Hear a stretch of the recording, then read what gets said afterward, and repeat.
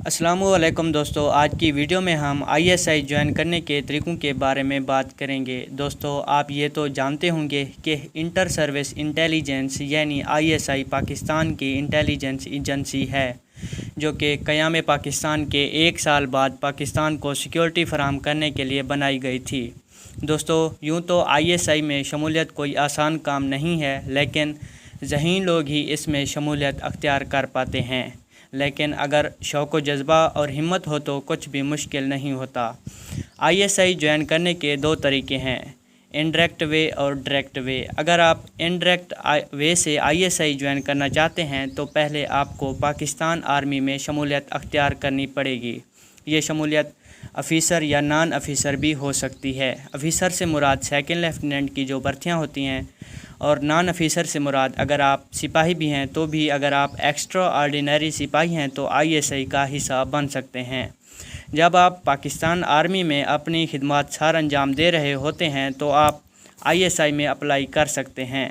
आप अपने unit officer से इजाज़त लेंगे और इजाज़त लेने के बाद आप इनिशियल टेस्ट देंगे, जिनमें कामयाबी की सूरत में आपसे मरहलावार intelligence test, physical test, medical test लिए जाएंगे, जो कि काफ़ी मुश्किल होंगे।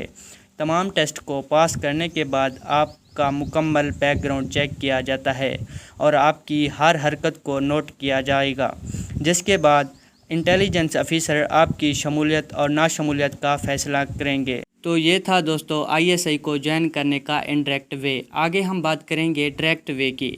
आईएसआई ज्वाइन करने का दूसरा तरीका यानी डायरेक्ट वे सिविलियन के लिए है, जिसमें एक आम शहरी आईएसआई में शमूलियत के लिए दरख्वास्त दे सकता है, बशर्ते कि उसकी क्वालिफ़िकेशन पूरी हो। जो भी रिक्वायर्ड क्वालिफ़िकेशन है उसकी पूरी हो तो उसके बाद आईएसआई के लिए अप्लाई कर सकता है।